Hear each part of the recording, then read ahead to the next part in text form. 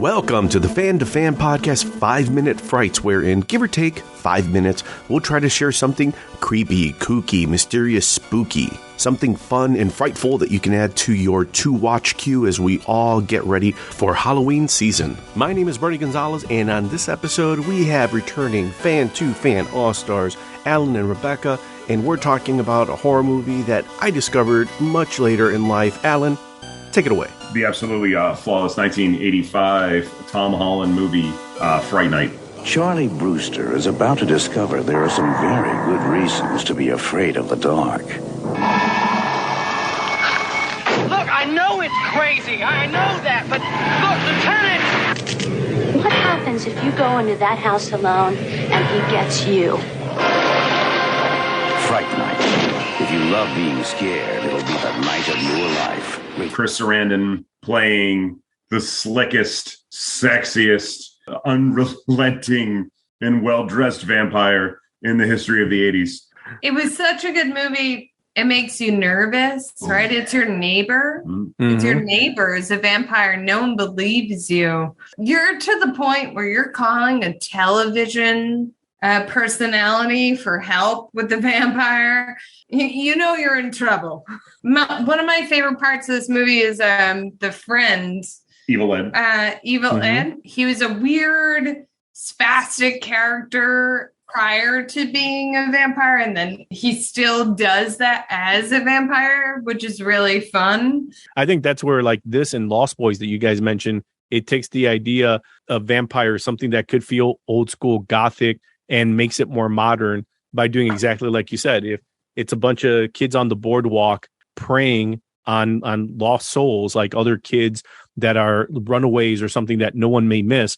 Well, in this movie, it's like the perfect guy next door that if you had a single mom would look at Sarandon and be like, all right, well, like, I want to get a piece of that. And you're just like, but mom, you can't. Why? Well, because he's a vampire. Yeah. Oh, he just does such a good job. Well, one of the things that I love about Fright Night that it does, that I think, again, is just like that little switch up is there's no ambiguity as to what's happening. Like, Jerry is the vampire, and because you see that through Charlie's eyes.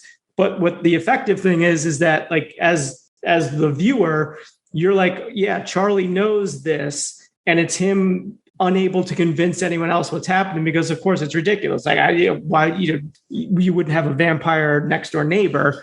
But I think, a lot of times in movies, what they'll do is they try to play the ambiguity angle, at least until a certain point when it moves into Act 2 or Act 3. This one, just right off the bat, it's like, yep, this is what's happening, and this is what he's up against. And there's that extra oomph because you're like immediately siding with Charlie to be like, okay, how are you going to convince your mom? How are you going to convince your friends what you're seeing is actually happening? So I think that's the other little effective twist that I always love about Fright Night. That's the beauty of this movie. It does take a different angle than many others because you're not trying to figure out if the neighbor really is or isn't.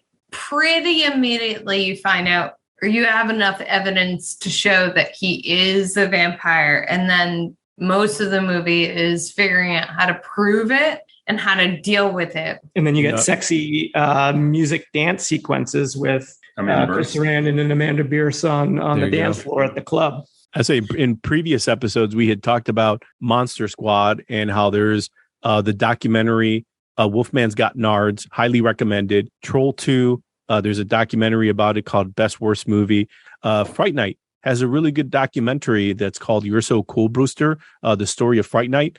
I've heard from a few people that You're So Cool Brewster is an amazing documentary, like in that same vein of the Monster Squad.